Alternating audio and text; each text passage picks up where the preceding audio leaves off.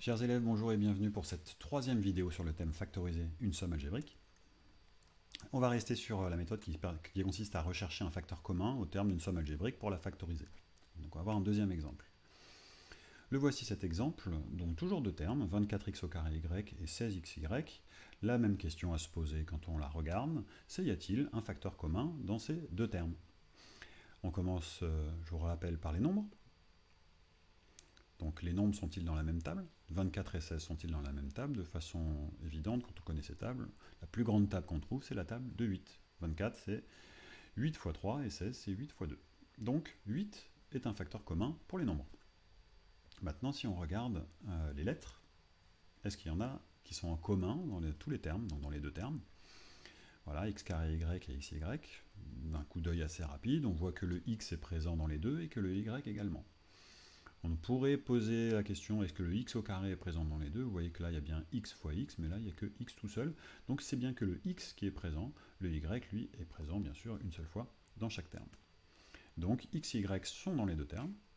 Le facteur commun sera donc xy, x fois y. Si on résume tous les facteurs communs, on va donc pouvoir trouver le facteur commun global. 8 et xy sont des facteurs communs, donc le facteur commun qu'on va utiliser, ça sera 8xy, 8 fois x fois y. Cela signifie quoi? Cela signifie que nos deux termes se fabriquent avec 8xy fois quelque chose. 8xy fois quelque chose.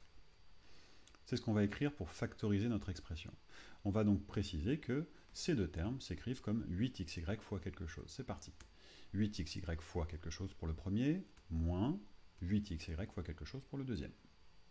Qu'est-ce qui manque ici pour obtenir 24x carré y?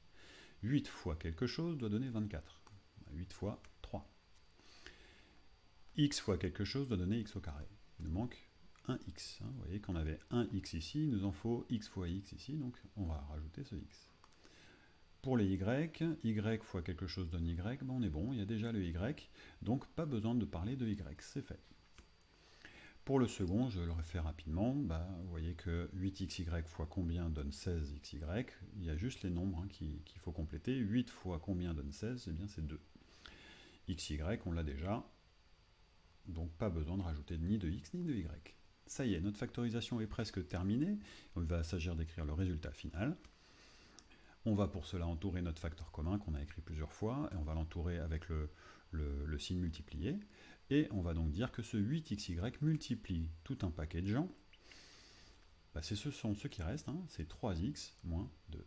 3x moins 2.